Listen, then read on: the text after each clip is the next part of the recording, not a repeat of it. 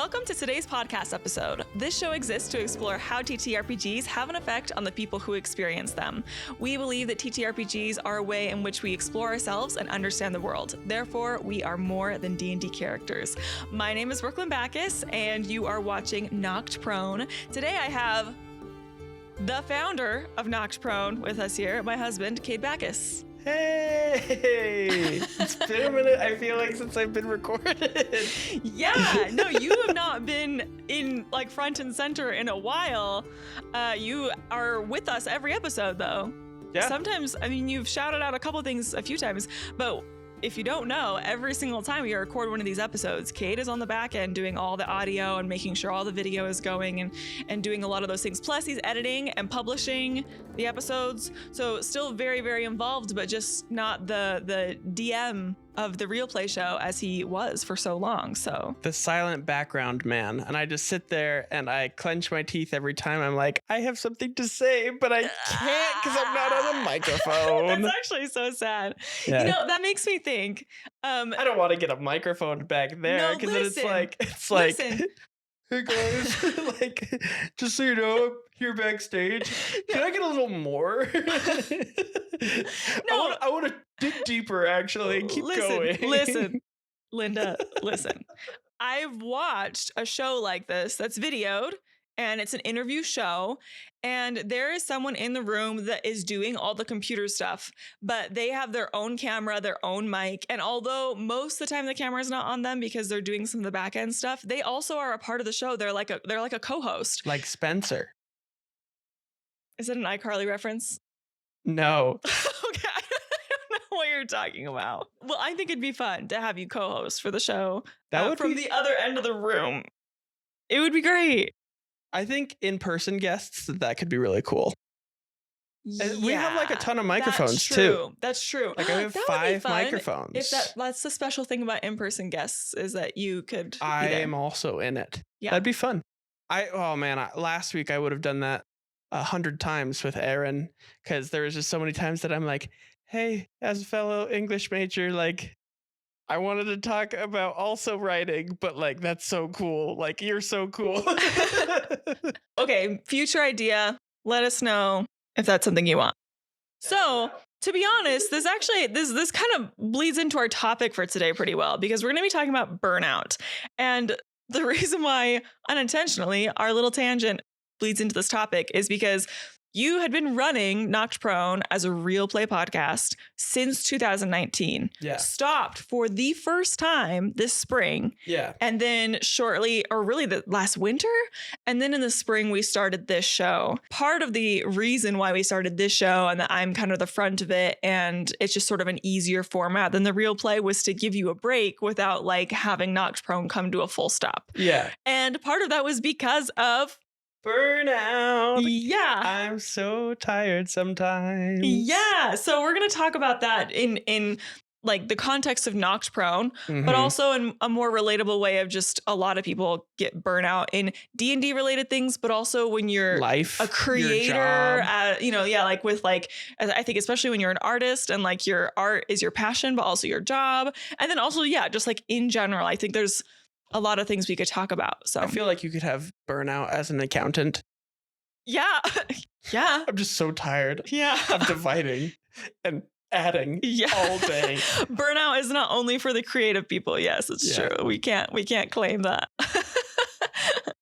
Okay, so as I always explain in the show, in case you're brand new to this show and you're coming for Kade and his amazingness, the way that this works is we're going to focus on Kade's D&D backstory, which we'll probably do a couple of different episodes together throughout the future. Yeah. We haven't done that yet. So you're full, like I do with every guest, we'll talk about Kade's D&D backstory, and then we will jump into our topic of burnout, and then we'll wrap up the show for today. And this is the part of the show where I'm supposed to remember to tell you to subscribe and rate our show. If you have not subscribed or rated our show, we also really appreciate likes and comments, sharing our social media posts, promoting episodes of the show.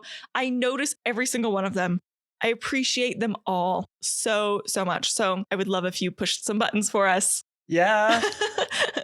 Okay, you do so good, dude. I'm so excited to be here. I'm kind of killing it. I think Yeah. that's go back. That was my best intro I've ever done. I'm also like shouting. You can tell I'm very comfortable with you. Yeah. No, that's great though, because we're bringing the energy, dude. We're bringing it. I feel like the nice thing is it's like, side note for our viewers, today was Brooke's first day back at work, which she has the summers off, which is so nice.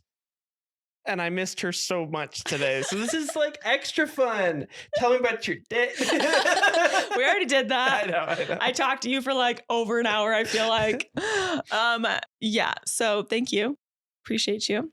But yeah, I want to focus on you. Not that we can't have this back and forth thing. Right. The energy in the studio today is going to be special. That's all I'm saying. It's going to be fun. Because I just feel like so wired because this is how Kate and I are when we're just hanging out. And here we are in our living room hanging out alone. And so this feels like a pretty earnest look into our daily conversations. Yeah. With a little more pizzazz. Okay, so to start off the episode, tell me, how did you get introduced to D&D? I was 14 when I had initially heard about D&D from my older brother, who played it with a couple of his friends one time and then never again. And I was like, oh my gosh, that's so cool. And I asked to be a part of his next game. And he's like, oh, we're never going to do that again. It was kind of weird. And then I was like, okay, fine. And then I asked my friends if they would allow me to join because I knew they played D&D. And they're like, oh, we don't actually have room at our table. And I was like, cool. Well, let me know when you do have room at your table. And then when I turned 20, when my friend came back to me and said, hey, I want to start a new D&D game and you expressed interest 6 years ago. Do you want to play? And then you and I played our first game of D&D 2018? 2018. Mm-hmm. And then 2019, I started Knocked Prone. Which is so wild. I mean, I shouldn't be surprised because I've heard so many people's stories about how they got into D&D. And I think a lot of people, once they play, a lot of people fall pretty fast and hard for D&D. But to go from heard of it, never played, to playing once, I will also add to that story that you also started listening to D&D podcasts. Oh, right. Off of a recommendation from a friend. Sneak Attack. Sneak Attack. Yes. Hey, Josh. We love Josh and the Sneak Attack crew. And so it's just interesting how like quickly you fell into that. But then not only that, you started creating content. You wanted to create a real play podcast, which first of all, for me at the time just felt like a lot because I'm like, oh my gosh, I don't even know what this is. Like, I don't even think I had a full concept of what D&D was at that point. Because although I played with you, I did not dive in like you did. I didn't listen to the podcast. I didn't read all the manuals like you did, all that kind of stuff. It's the ADHD in you. It's the ADHD in me. I lock in and I am booking it. Mm-hmm. Yeah. Yeah. So it was a really big shift, very quick. And now I've heard a couple of people who were introduced to D&D and then started making content, even just like online, pretty quickly. So I'm really fascinated that wasn't a completely unique experience, that a lot of people have had their own little versions of that story in one way or another. Yeah. But for me at the time, it felt like, holy cow, like this is a lot. And it was. She went pretty hard into it, but it evolved a lot. It wasn't even that long after we had been married. Like we had been married. We got married when we were 19. So it was like a year of me being a normal person. And then when we turned 20, like I did some nerdy things. Like I played Skyrim every so often. I played Pokemon often. Adventure Time. I watched Adventure Time. And you weren't on board with it at first, but then I got around to you liking it. And then, so I did casual nerdy things, and then I took a full deep dive into D&D at 20, and then it's been how old are we? It's like 7 your life. years? Yeah, it's been 7 years now of playing D&D, a fourth of our lives almost. Yep, a little over a fourth. My other question for you is, are you playing in any D&D games right now? Like, what does your D&D life look like? D&D life is a little bit sporadic at the moment, which is kind of intentional, kind of unintentional. I play every other week right now with the Knocked Prone crew, or a few of the Knocked Prone crew. We are playing a Star Wars Patreon campaign. So if you want to check it out, you can check it out at our Patreon. And we play just a game of the Star Wars tabletop RPG. Technically, that's not D&D.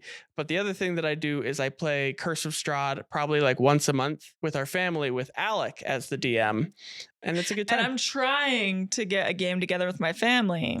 I'm I have a DMing. character. I'm Kade already has a character. ready. Cade's ready to go. I just need to get my crap together and I need to convince my siblings this is worth their time.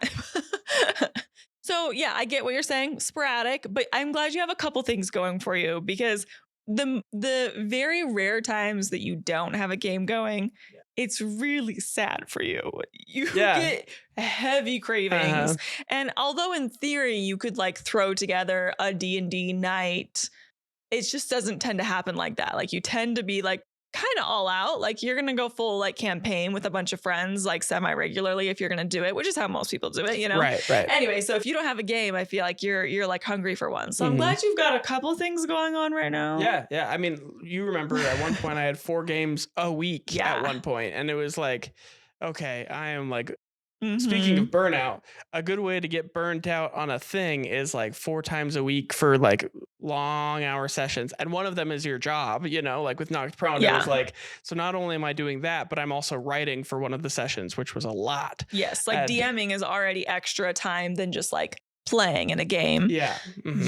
Yeah. That was a crazy time. I didn't like that either.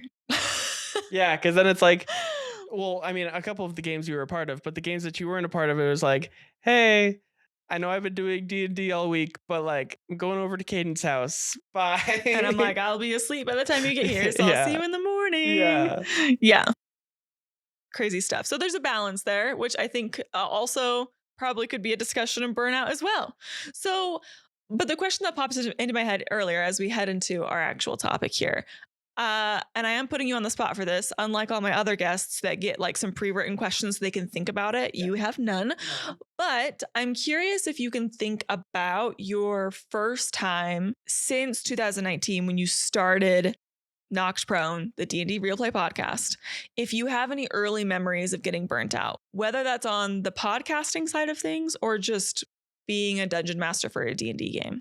It's interesting. The early portion, I had a lot of fire. I was like wanting to go home and read the Dungeon Master's Guide from cover to cover. I was wanting to get more books so that I could ingest more content, so that I could know more, so that I could play better. And part of that was kind of the people that I surrounded myself with being like really good D&D players. I was like, I want to be as good as they are. Like that was a big part of the fire at the beginning, was wanting to get better, wanting to, especially after the podcast first started, I was like, I want to be knowledgeable of the rules so that when things come up, I'm on it. Like we don't have to flip to a rule book. We don't have to do anything. But after I got to a point where I was like, no, I'm like solid. I feel like when I stopped ingesting as much, when I stopped taking time out of my daily life to think more about D&D, you know, it was like, okay, it started to hit the back burner a little bit. And I started to feel like, is this like the thing that I am so obsessed with that I want to podcast about it? Because every so often, you know, I go through waves of favorite things. And every so often when I'd have like a Pokemon wave of like, I just want to sit home and play Pokemon right now.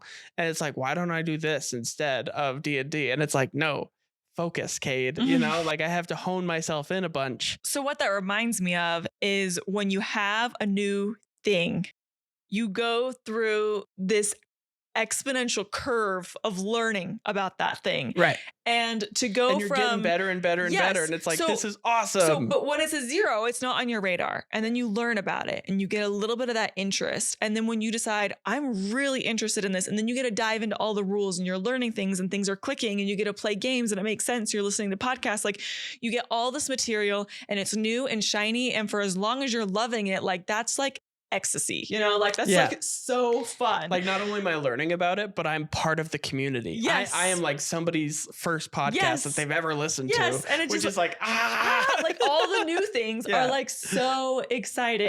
But no matter what it is, whether it's a skill or it's an interest or it's a career or like a project of some kind, you hit a point where you know, you can't do this forever. It's going to plateau. Yes. And then even if you still really, really like it or really, really care about it, or if you're really, really good at it, you can keep learning little things and having new experiences, but you'll never have that like big amount of gain that you get from it at the beginning.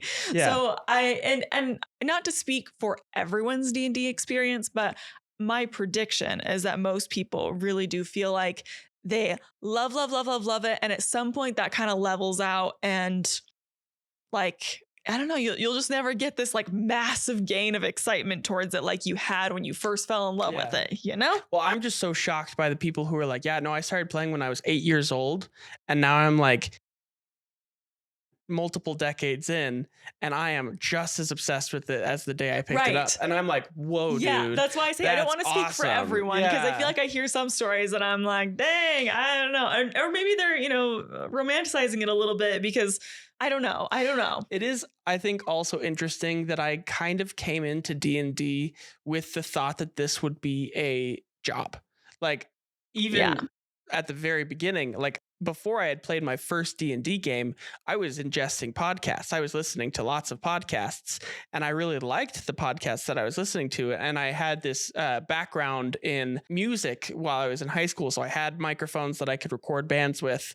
And like, it was like, okay, like things are falling into place. Like, I love this game. I have the capability to do this. Like, I'm going to learn D&D so that I can start a podcast. Like, that was pretty much the reason that I started D&D in the first place, was because I was like, I'm going to use this as a launching tool into a career. Yeah. And I knew that going in. And so I feel like some people are just so entranced with the game and it's so magical, but like, and I also feel that way, but also it's work, like this is my job. This is my career. And it has been for 7 years. Yeah. And some change, because your interest in D&D and your desire for it to become a career, and then you did it like that happened so close to each other. I feel like D&D will always be a little work flavored to you, which a lot of people cannot relate with that. It is the opposite of work for them. It is their one escape from work to go play D&D, but it's like, no, like this is my job. Like, I go to work to play D&D. I go to work to play D&D, and if I'm not on, people are swiping away. People are going to a different podcast. Yeah, as they should. But it's like, how hard is it to always feel like I have to be on this episode, because if I phone it in, people are going to stop listening. Yeah. And I wouldn't blame them, because I've done that. I've listened to podcast campaigns where I will get two seasons in, and then the third season doesn't strike me. I never listen to it again. And it's like, man. And so you can't judge people when you see our numbers drop off for things. Yeah, when I'm like, oh, hey, apparently that was a bad episode because we had this many listens on this episode within the first week, and then the next week we had a fifth of that, and it's like, makes okay, you sad and hurts your feelings a little bit, but then it's like, oh, but I 100% do that with everything. So early D&D, when we talk about that, anybody who knows Noct Prone, I wonder if they're thinking about like Campaign 1, Great Grumbopolis, if you're familiar.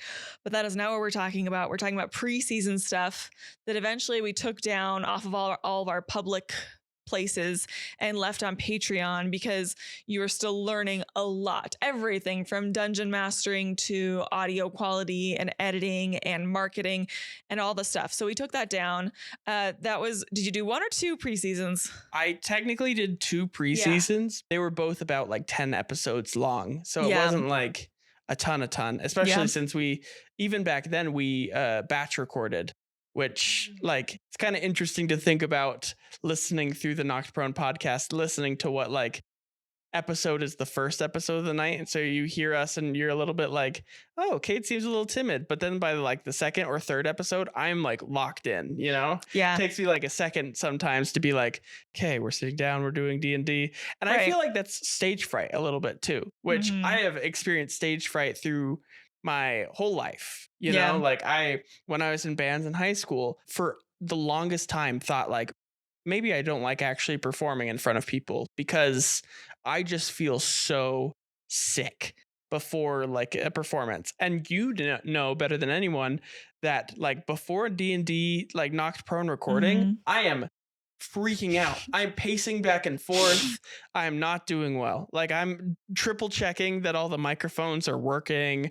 I'm like I don't know if I'm going to have enough content for tonight, and which is often wrong, because you guys are great about taking my goblin with hat ? And making it an entire session. So yeah, but So, like just freak out, you know? Yeah. The reason why I brought that up is because to clarify what like when we're talking about your early D&D experiences, the fact that, you know, most likely nobody listening to this has ingested that old content that we made and everything. And you don't have to. Yeah, no, TBH, not necessarily recommending it. And it's only on our Patreon, and there are a lot of cool things on our Patreon, but I wouldn't put that at the top of the list. Anyways, so because it's so short and because like the campaigns were so short and it was so new, I get that maybe there wasn't a ton of burnout at that time. I also don't really remember you being really anxious before those recordings. Right. Well, I mean, honestly, it was kind of a little more chill back then. Casual. It was because going into this, I was like, I'm not putting money to this until I get money out of this. Like, I don't want to buy new equipment than the equipment that I already had. Like, I didn't want to do anything extra because the more extra I put in, the more fear that I had that I was going to go upside down in something. So I was like, I'm not going to go upside down. And by not going upside down, I'm just not going to pay for things. And that was that for a long time.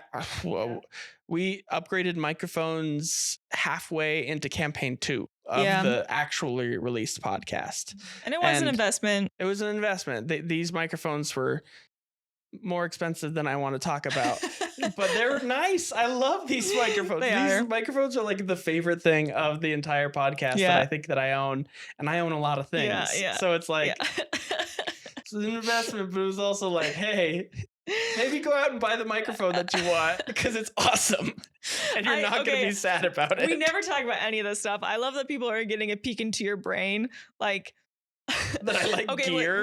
Gear more than my dice. Listen.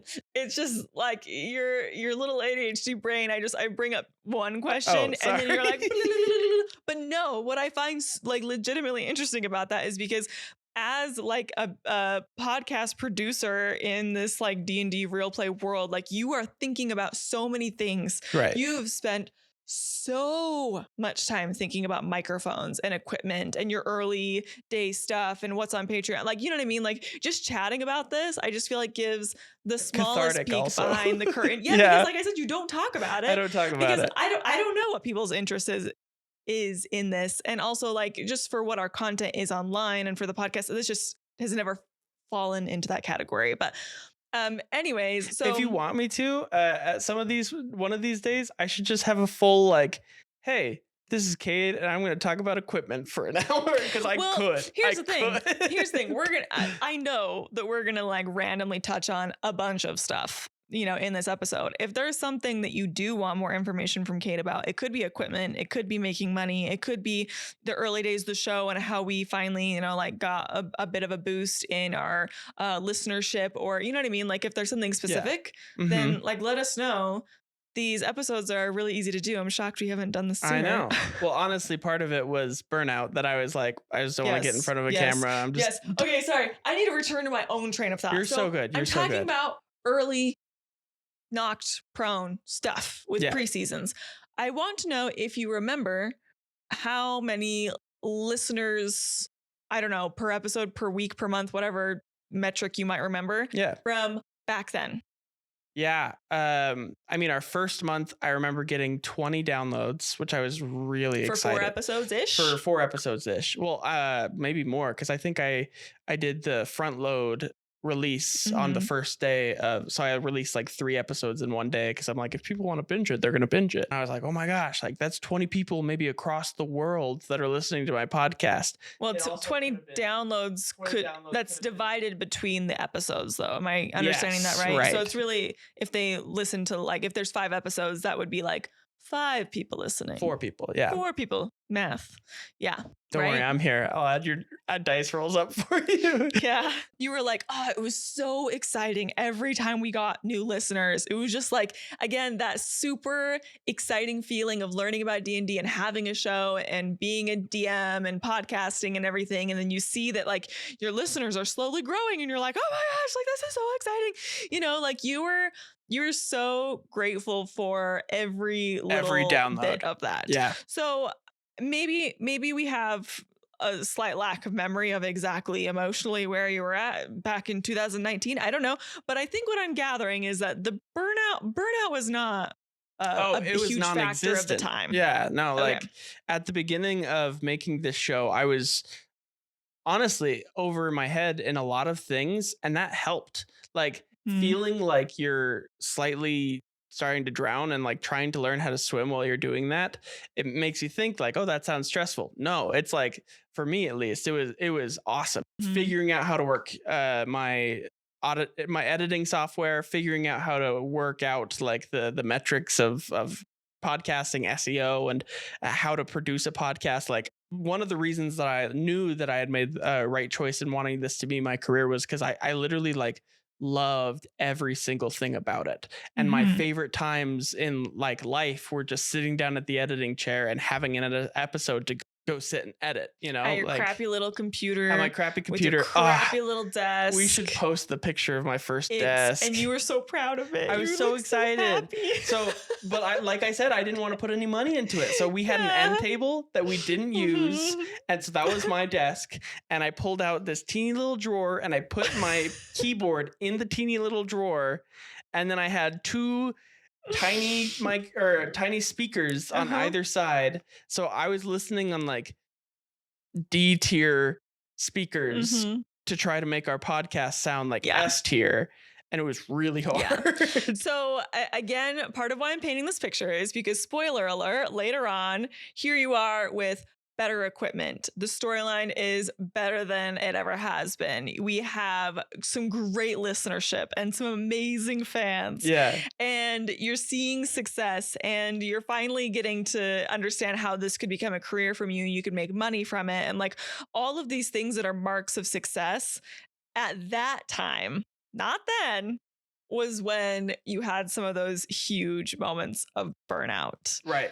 And I just think that's just really interesting. And I'm not like, I don't know, I'm not judging you like it's a bad thing. Like, shame on you, and that's why I'm pointing it out. 100%. But like, it's just crazy how like what time can do. You don't think about Matt Mercer, Brennan Lee Mulligan, like all the big names in D&D. You never think about like, I don't want to record today. Yeah, like no.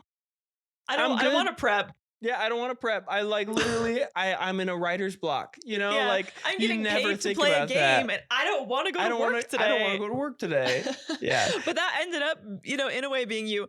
So next chapter of Knocked Prone, we close the door on the pre-campaign sessions. We decide at this point, because you were so serious about it, and it had been a year after you had started the podcast, I got more involved.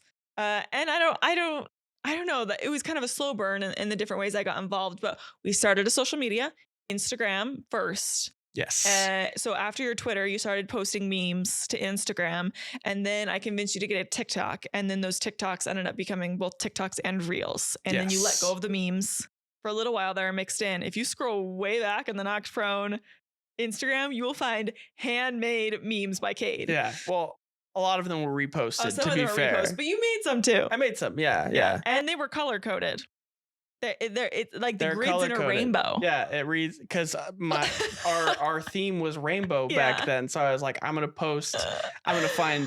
find or make 3 blue memes, and then I'm gonna find green meme, and do like rainbow in reverse and then rainbow forward. Yeah. We started the social media pages, and then we worked on some branding. We decided on a logo, and was that when the smiley face was created? Probably the upside down smiley face, which I created while I was substitute teaching.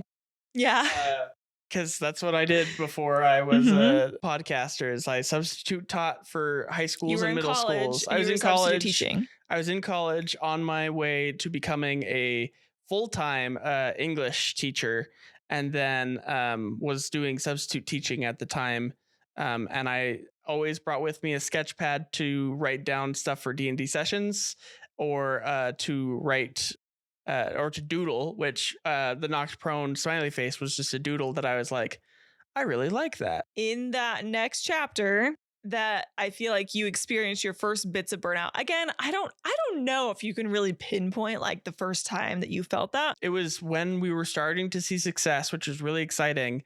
However, the time to success like graph in my brain was always kind of hardwired to like it was never enough. Even if we got 1,000 downloads in a day, I was like, but it couldn't have been 2,000. Like like this other podcast that I'm watching has tens of thousands of downloads per day. So like even though we're getting this many downloads in a day, it didn't feel like I was being successful enough, especially since this was like my in the middle of campaign 1, it started to become my 40 hours a week work job that I was like putting time into every single day. Wake up, start working on Knocked Prone, that kind of contributed to burnout, as was feeling like I was not going to be successful. I was never going to be as successful as I imagined.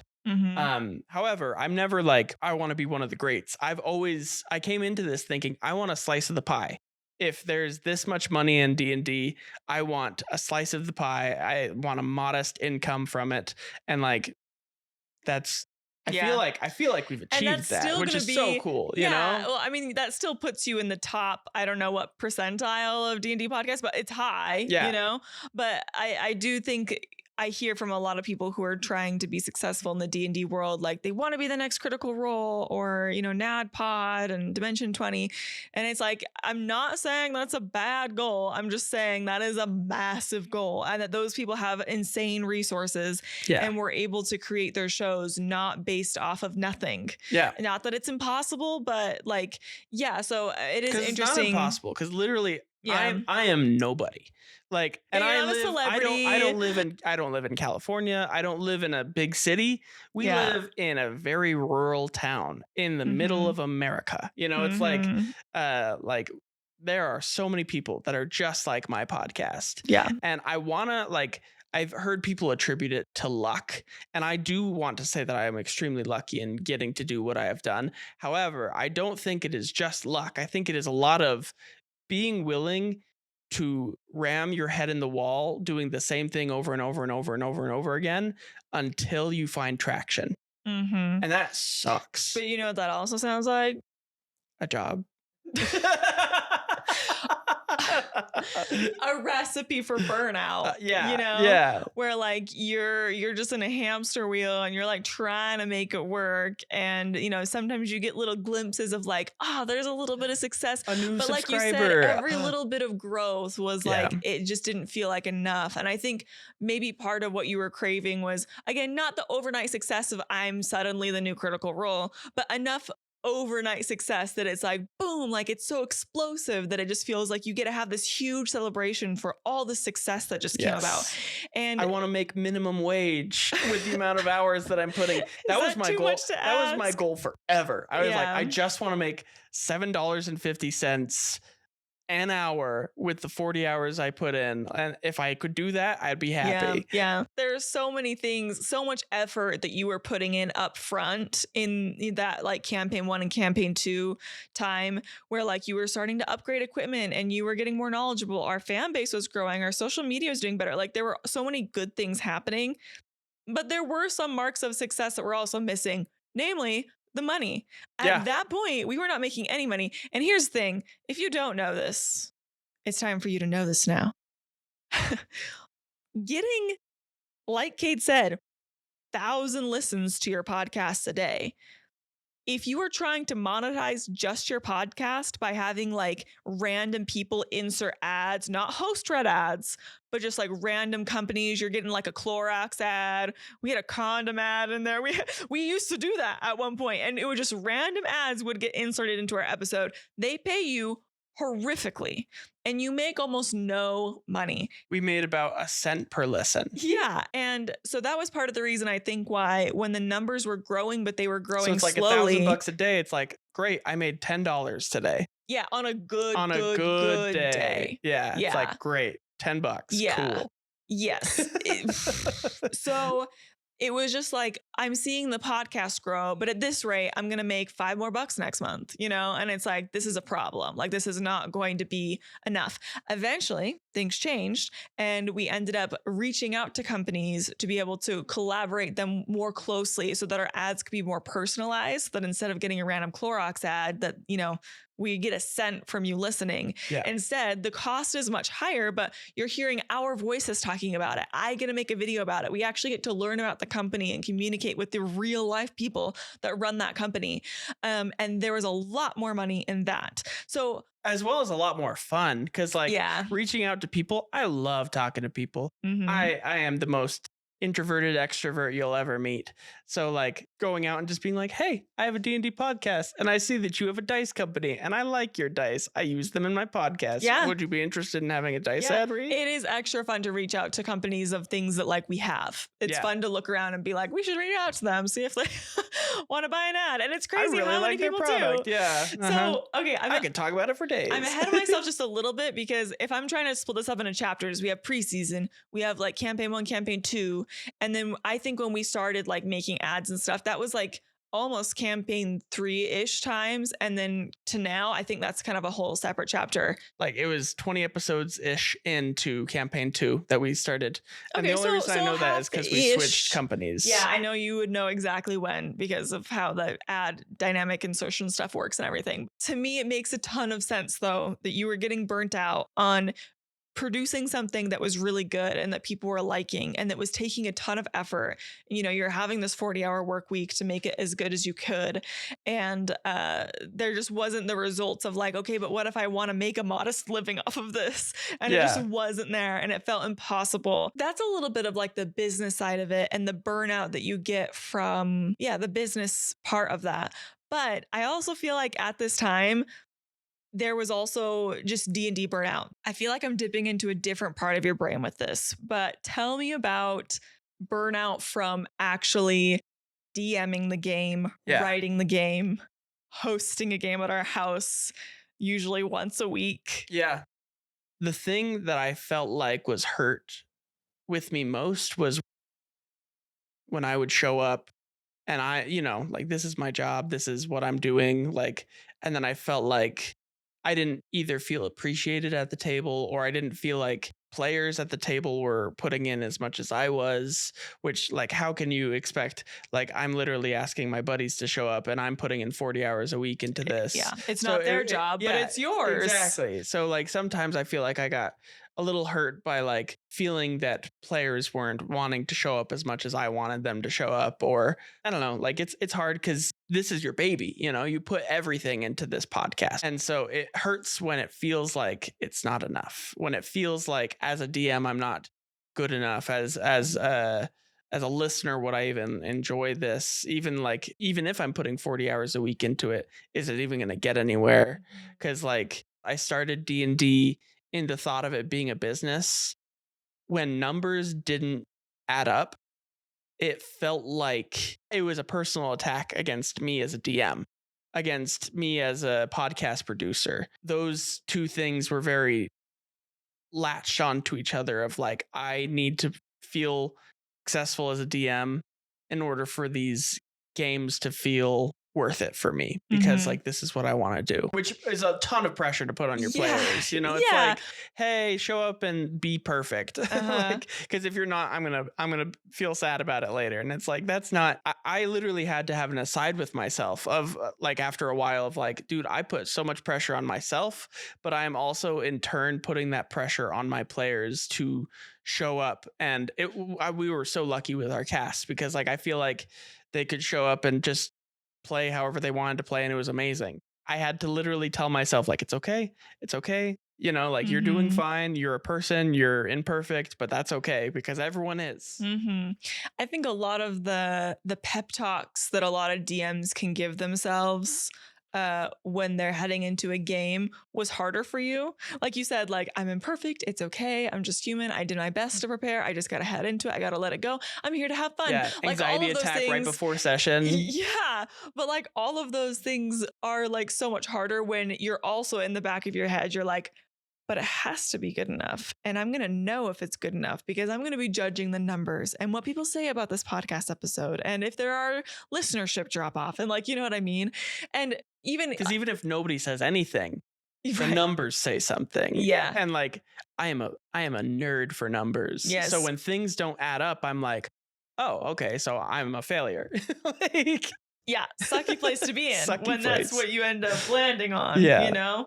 But even just hearing you talk about it, like you started by talking about the players and the effort that you're putting in, sometimes that was hurtful. It's like, because I witnessed this, you know, like as your wife. Also, at this time, I was playing in the podcast too. Honestly, part of the problem sometimes, you're like, you didn't level up. And I'm like, no, I didn't. I guess I'll work on that right now. And it's just like, you know, like I know that was hurtful and everything. But I also witnessed those times where it's like, something might have been hard for you, something might have bothered you, but then you're also just having this whole other spiral of thoughts. It's not just the effort you put in versus the effort the players put in or the way that the players show up that day. It's also the worry about the numbers and wondering if you're even good enough in the first place and if the story's been okay so far. Like, I don't know, you started rattling off a bunch of stuff. It like started in one place about the players and then all of a sudden it was like, oh, all these things. Yeah. And that's what it looked like. It was like, I don't feel like the burnout was ever from one singular thing. It was like the combination of the pressure of everything that would just make you like you were not having fun sometimes. And I at the time was undiagnosed with anxiety and depression. So I like had those things and they were consistent in my life. But every time they'd come up, I'm like, I'm just not trying hard enough. I'm just like, this is how everyone's brains function. Like, I must be the problem because like I'm not getting over it. I like all my players show up to session and they're fine and dandy. And then I show up to session and I'm like breathing through a bag basically because I'm freaking out. So it did kind of feel like I'm the problem. And then you have to kind of come to terms with like, okay, if I'm the problem, but I'm the host of this show, what does that mean about the show? And then you're going through all of this. It's uncomfortable. It sucks. It's just such a sucky feeling to be dealing with. And then I feel like sometimes that ended up leaving you in a place where you're like, why am I doing this? You know, you're like, why did I choose this? Like feeling miserable right now. And I think to me, that's the peak of the burnout is when it's like, it's not just stressful, but it feels good and it pays off and it ends up okay. It's like, it's stressful leading up to it and then you do it. And there are, I don't know, not that those things perfectly lined up with each other. I just feel like sometimes the action of doing it was hard. And then sometimes you were disappointed with the outcome. And if that just happens too much, you're like just ready to give up. And I'm linking so many things with it. You know, I'm 7 years into what could have been a doctorate. You know, it's like in English. In English. I could have wrote so many good books. No, but actually, we're being funny. But in a way, it's like, what could you have done? What could I have done? If you hadn't have done this, or if you'd called it quits at some point, you would have done something else. And so I feel like the deeper you get, the more weighty that is. Yes. Right? So yeah, burnout is real. Yeah. So, okay, moving on to the most recent era being campaign 3 leading up to now. Tell me about where you ended campaign 3, how you were feeling at that point, and then what led to this show. Let's start with that. Yeah. I think I experienced the most amount of heartache campaign 3. Everyone's lives kind of fell apart during that. Every individual person was having something going on in their lives that was kind of like altering. Good things, bad things, all the things, just changes. And like we decided to buy this house, which I thought was like, bing, bang, boom. We're going to be in and out in a couple months. But then I got like injured and like all this stuff. It was hard. And we tried to wrap up recording before we moved because we're like, what a nightmare to try to record in this house that was like in the middle of renovation and stuff. And then we did it anyway. And we recorded in this room and it was not nearly as good. We weren't even supposed to record in this room, period. We were supposed to record downstairs in our downstairs basement that's not finished. Yeah. Like, right now. Yeah. The content is still good. I don't feel like that was too heavily affected by that, but it got messy. Yes. We tried to be so professional and like as clean cut with so many things. And that got a little messy. Every season I learned. I got better. Like I had a little like 2-3 month break between recording episodes that I would like dive deep into like learning how to become a better DM and learning how to do things better and better and better. Cause that's what I wanted it to be like a stark difference between campaign 1 and campaign 2 and campaign 3. But the difference between campaign 2 and campaign 3 was a hard shift because like campaign 3 started out with the first however many episodes before we moved, we were like, okay, we're just going to do it short and sweet. And so like I had an ending written before moving here. And then when we moved here, I ended The up plan. I lost the hard drive that had all of my episodes on it from campaign 1, campaign 2, and campaign 3. So I like lost everything. And I was like, there's episodes on that hard drive that I don't have. Oh, I'm sure it'll turn up in a box. And here we are, no box. Like I have unpacked almost every box in our entire house and no hard drive. Yeah. So, and that's okay. Just crazy like things to deal with at that time that were just extra hard. And talk about, considering yourself a failure, like having that burnout of like, I have a hard time putting something down and then picking it back up again. And so when I am forcefully having to put something down, at first it was because the house, and I was so happy to work on the house. But then when I finally got to the point where I'm like, oh, I can start picking things up again. But then I couldn't because I didn't have the hard drive in order to edit. It was like, okay, I'm the problem. I lost this hard drive. I'm the failure. And that contributes so much to burnout, because it's like, if I can't control my brain enough to know where I put literally the most important part of Nocturne other than these microphones, You're so hard on yourself. Right. Oh, no, this is internal, Kade. No, I'm well I aware. would never share this with you. No, I've heard this many times. I can't tell you how many conversations we've had about this hard drive. He was still looking for it last weekend. I looked for it today. And I can't tell you how insane that is, because I feel so confident that it's just gone. We don't need to get into that. It's for a different therapy session episode. Yes. Campaign 3 didn't turn out the way that I initially had thought that it was going to. I had written campaign 3 to be players were going to consistently die. Yeah. And like purposefully. Yeah. Players of the Nocturne podcast were going to stick around was the plan, but they were going to rotate through characters because the character death was going to happen often. And that was the original concept. And we all as players had like gotten together and decided that was what we wanted to do. Everyone was aware that our characters were going to die. And that didn't happen. It didn't happen. And that's okay. It was part of how the story ended up developing, and it's still a great campaign. Right. But yeah, it was nothing about campaign 3 was like it didn't go to plan. It did not go to plan in many ways. So we were already, I don't know, when we started campaign 3, I don't think we had planned to have like a solid break after that.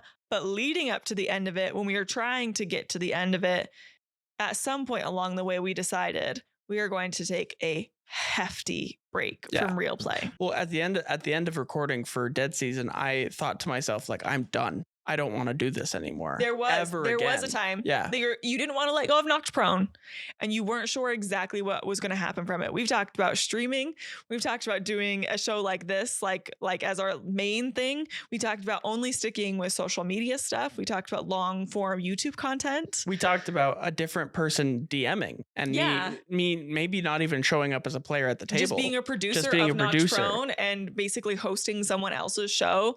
This is crazy to talk about, but we like heavily considered all these things and more. Yes. And I have shed tears over this podcast so many times. Absolutely. Because it's our baby, dude. Like this podcast, it started as like my dream that I roped you into. And then I feel like over time it has become such like our thing that we do together. I love it. I don't know how much you love it. I love it too. If I didn't love it, our living room wouldn't look like this. That's true. Hey, come on in, guys. Ignore our giant, massive D20 in the corner. This is not our house aesthetic. It is just the aesthetic for this wall. So far. Kade did want a completely D&D themed house, which for the record, I'd be in support of if the exterior of our house went with a good D&D vibe. We just need to buy a castle. Yeah, and then I'll make a D&D house. So fund that, I guess. Yeah. Anyways, so yes, considered a lot of things, and landed on we do want to go back to real plays. Yeah. Like Kate said, he's always tried to make every single campaign he's launched be significantly better than the last.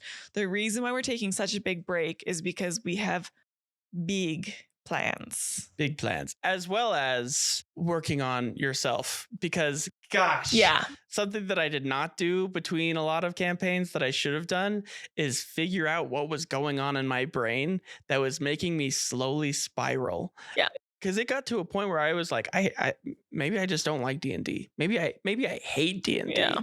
because of how much hours I've sunk into it and how much I'm getting out of it. Maybe like this was a bad thing. Maybe I've dug too deep in the mountains of Moria But and it's I've funny. unreal. No, it's funny you say that, because like you would take a couple months break in between every campaign, and the idea was to take a break and then eventually come up with the next campaign and start writing and do all the nitty gritty stuff and everything. But it was supposed to also be a break. It never ended up like that, because you take a break for maybe like a week or two, but then you'd get excited about the next ideas and stuff. But then I'm texting players. it became like a tunnel of obsession. And it's just like, as soon as you start going, you like can't let go of it, and you start to worry about it. And then you feel the clock ticking down, and you're like, I got to start doing all this stuff right now if we want to start launching this in December. You know what I mean? And so this time it was like, we need to take a long enough break that you actually feel like you need to fully miss it.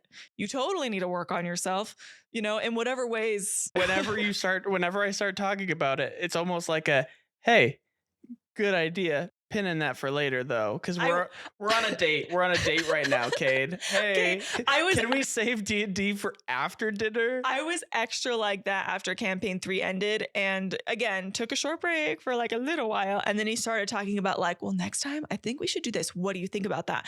And I was trying to be supportive, and I just wanted to say like, yeah, and then like let it go and move on. But if I said yeah, you'd be like, okay, so talk to me about it, and you'd want to keep going and going and going. So I did finally be like, we said, we're going to take a break. As long as you still want to do that, we need to actually take a break. I said, if you have an idea that just feels like an inkling of something, I did say, like, write it down, save it. I don't want you to forget about it. It might be amazing, but like, this is not taking a break. Yeah. And if you go full send into this and you get writing and you have all this stuff, then it's like, why not start now? And we wanted to wait. Also, Kade has been a full-time student this summer, and then he's doing full-time school to finish his bachelor's degree. I quit college for the podcast, and now I'm going back to college because of the podcast. Yes, in several ways. Which is super cool. Yeah, like even one of his classes is going to focus on like video and audio editing, which we're really curious, like how much will feel like review, how much is new, how much is relevant to the podcast, like, and again, that might be a little bit of that slight edge that he gets for the next real play. We're trying to make it be something that really bursts onto the scene and be really special. But Burnout it's not just about building up to something bigger. It was also some really extreme burnout that built up over time from campaign 1, 2, and 3 that led to like just a break. Yeah. Well, and right before we moved, trying to alleviate the burnout, it's so weird, like thinking about the little phases of burnout that I went through. But one of the phases of burnout that it was like, okay, like I'm spending so much time worrying about the money to hire out part of my job so that I'm not like just grinding all day, every day. You felt like you were running around doing everything a little halfway.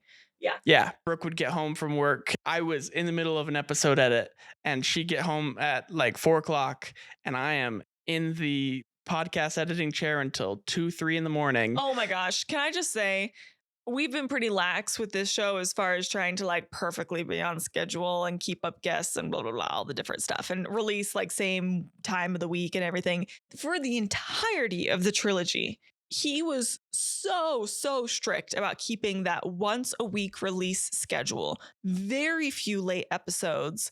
I bet I could count on one hand how many times you just miss an episode over the course of 5 years of releasing podcasts. You did weekly episodes, and they're not just any podcast episodes. They are edited. He takes out the ums.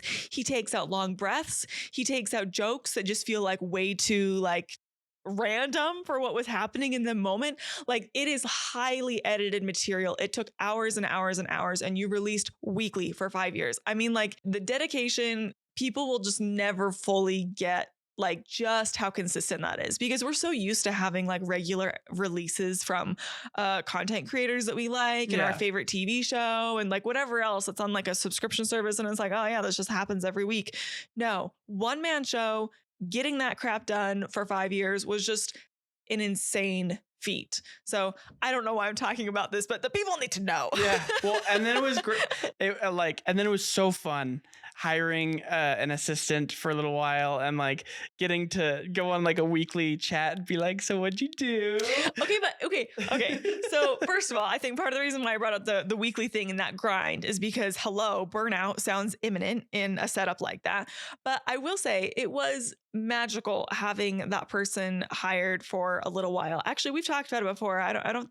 Yeah, we could talk about Josh. Yeah. So Josh from Sneak Attack Hey. was the person that we worked with for a little while, which honestly, partially was just I feel like it was like the kindness in his heart, partially like it was kind of crazy how it all worked out, honestly. But what I want to say was so magical about that was not only because he's like literally like the coolest human being, but also because it was the opposite of burnout for you. Collaboration with someone who was so fantastic and getting to talk about the good things and problem solve the bad things with somebody who isn't your wife was so good for you. And I feel like that was one of those times that you came out of burnout and fell back in love with D&D and back in love with Knocked Prone. Because I could talk to somebody who got it. Yeah. Who not only got like, because you got the whole Knocked Prone stuff, it's just different. But like he was the audio producer for his podcast, and it's like, oh my gosh, do you want to talk about microphones for an hour? You know, like, and we would do that. Getting to talk to somebody who understands where you're coming from was huge to like anti the burnout for me, because it was like, man, I'm dealing with this stress right now, and he'd be like, oh man, I remember when I went through that. These are the things that I did to help out with that, and I was like, oh. Never thought of it like that before. Yeah. I guess I'll do those things. Yeah. And I don't know, you can try to collaborate with people and message people and stuff, but there is something nice about like having him kind of officially be a part of the team for a while, paying him for his time, to try to, I don't know, just feel like you really could lean into that like support a little bit and utilize that. So that was really cool. And I think about that sometimes, and I think we could go back to that at some point. So keep an eye open for a job listing for Knocked Prone for long distance if assistant. you want to be long distance best friends, just leave a comment. If you want to get paid to talk to Kade sometimes and like help us post to YouTube reels, because we never do microphones, apply now. Because I love them, man. Check the show notes. If we get a wild hair, maybe there'll be a job application down there. I don't know. Okay. Anyways. Something that is kind of like a side note. We talked about how like my burnout grew and grew. My neck pops. It's funny because I would always obviously edit them out of the episode, but I am a consistent neck popper and like finger joint popper when I'm stressed. And like those more stressed that I am, the louder my neck pops are. And so it was just funny because every so often we'd be like in the middle of combat and I would just like pop my neck super loud and somebody would be like, oh, are you okay? And I'm like, yeah, just stressed. And like and then you probably cut that out of the episode. Yeah. And then the farther into the season that we got, the more that I was like editing that out. And it's just funny. The little like signs, like, because normal people don't record their day-to-day conversations. So you don't get to scrutinize and look at and think, wow, I say and like a lot. I do. Like I know everyone's speech patterns in our podcast because I've sat with them for so long. Being able to sit and watch what I do in the podcast and see the little mannerisms that I had that were literally the significance of my downfall, like the signs that were showing, hey, you're not doing super well, is weird. To be able to like physically look at something, look at the sound wave and be like, oh, hey, I don't seem well. You know, I'm popping my neck a lot. And then you probably stressed out about whether or not that came across to audience members, which I don't know. I don't feel like we have a rational way to really determine if somebody can be like, Kade seems off this episode, or if they can't tell at all. But I'm sure. And if they did, if they ever did, I'd be like, no, I was actually really good that episode. Wasn't I? Panic over everything. Well, but I love it is the crazy thing. Like this is, here I you still would are. never change anything. And like, again, we've not been producing real play podcasts for a minute and I have the itch, you know, I'm wanting more. I'm wanting to do more with it because I love it. I love audio producing. It's one of the reasons that I'm so excited about this show, even though I'm not on the microphone 24/7. I get to be in the back end. I get to research all the little plugins for my audio processor that I'm so excited about. And like, I'm rediscovering the love of what I love about this show. And I feel like a huge part of Burnout is rediscovering your love for it. And sometimes that is being able to indulge in the things that you love, whether it's audio editing or whether it's taking a break and being like, what do I truly love about this thing? Or whether playing it's some home games playing some that home are games. less Exactly. work flavored. Yes. Playing some home games, getting your favorite snacks at that home games. Chomping on them because there's no microphone. Yeah, no microphone. You don't have to worry about how many chips you're having because calories don't count during D&D. And like just being able to hang out with your buddies once a week. One of the things that I talked about a lot was the importance of third spaces with Josh as my as our assistant. He talked about the importance of third spaces and how it helps with your mental health is having this third space that you're not in charge of, that other people aren't in charge of, where you get to kind of vent. And for a lot of people, D&D is that.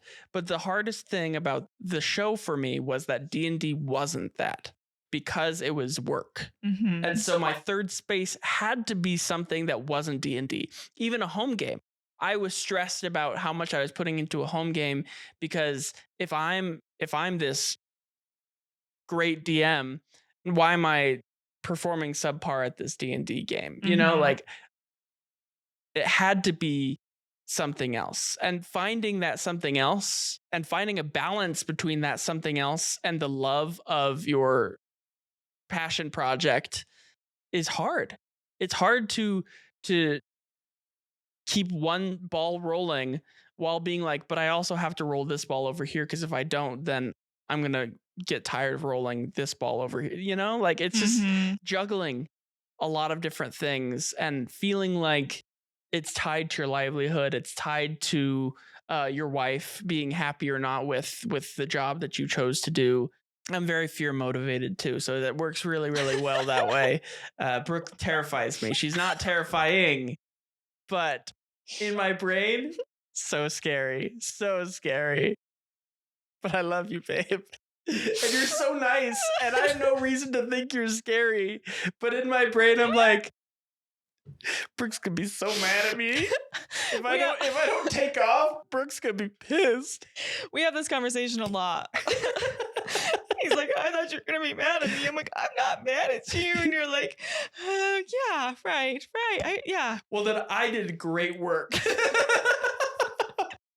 I'm awesome. And then you reinforce yourself and exactly keep motivating yourself by false fear. Well, it's been a wild ride so far, and we're not finished yet. No. There is a lot more out there. There will be a lot more of this show to come. A lot more of this show to come. And a lot more future shows to come. Because yes, I don't want to stop. And just content in general. And we just hope to bring you more and more D&D entertainment. I enjoyed the idea of talking about Burnout for this episode because, again, the premise of the show is about how D&D leaves just being a game and just interacts with our real life. And that is, it's not surprising that we came up with that idea, because for us, that just bleeds together. D&D so is my seriously. real life. Yes, they're like, it is so legitimately ingrained. effective. Yeah. Like it just like changes things for us. Everything from the story to playing and the people that we've met, and like just all, it's just insane. And so Burnout is just one of those things where it's like you can get burnt out on the game and it's affecting you outside of just the game, you know? And when you choose to make a game your career, like that's really fascinating. Like most people don't have a career like this. And most people respect a career like this, which is really hard also. Yeah. Going to a family member's wedding and getting that question over and over again. You're still doing your podcast? Wow. You know that there's no money in that, right? And I'm like, okay. Yeah, you're like, bye. Nice to see you Nice too. to see you too. Hey, are you still doing that contractor work? That's embarrassing. They're not going to listen to this episode. I'm not worried about it. That's my new answer. Judgingly ask them about their totally normal job and then be like, that's embarrassing. And then just walk away. I know I talk about D&D so negatively. I talk about things so negatively, but it is like what I do is the funnest part of my life, other than obviously hanging out with you every day. I'd rather do that. But why don't we do both? So like literally finding what you love in life and chasing it. It doesn't matter if it's hard or if it's stressful or if your anxiety is going to go through the roof, because you can do hard things and it is so worth doing hard things to get the product out of it. Because even though I've experienced so much burnout and so much anxiety and so much like heartache over this podcast, in 20 years, I'm going to have this podcast to listen back to. And I'm so excited to cry over moments that in the moment were so stressful. So the next time you are thinking about doing something that is giving you a lot of burnout and you don't know if you want to show up anymore, just think about how exciting it's going to be in the future to look back on the thing that you've produced or that you've done. Your dreams are worth chasing, dude. Like, even if they are hard to get, and if you're never going to be good enough, it doesn't matter if you're good enough. Get a slice of the pie. That's all you need. I agree. Despite the burnout and all the hard things, there's payoff there. That's the reason why you have stuck around doing this, is because it has been worth it. Oh, so, yeah. The stage fright before everything is worth the concert at the end. This is usually the part where I'm like, here's all the places where you can find our guest. So let me just plug our own things for a second. Yeah. Please, I encourage you. I implore you to follow us on all of our many social media platforms. They all benefit us in different ways. I'm not going to lie, I don't care about our Facebook that much, but we have Instagram and TikTok, and technically we have a dead Twitter page if you want to see some of Kate's old tweets. And we have YouTube. We are trying to reach 1,000 subscribers on YouTube so that we can monetize this channel. That will be a huge part of our next chapter, is just trying to get this page monetized. And it has been a really slow burn so far. So if you have not subscribed, we really appreciate a subscription there. If you have subscribed and your friends haven't subscribed, maybe be like, dude, you got to check out this. Share with a couple. Yeah. Even tell them about our goal, like just any of that would just like melt our hearts. We would really appreciate that. We also have a Patreon. We have a bunch of random, I say random like it's not, I don't know, organized content on Patreon, but we release our episodes a day early, ad-free on Patreon, including this show, but also you have access to all of our old Real Play shows on there ad-free. We also have some special like behind the scenes content, other random content that's posted like nowhere else on the internet.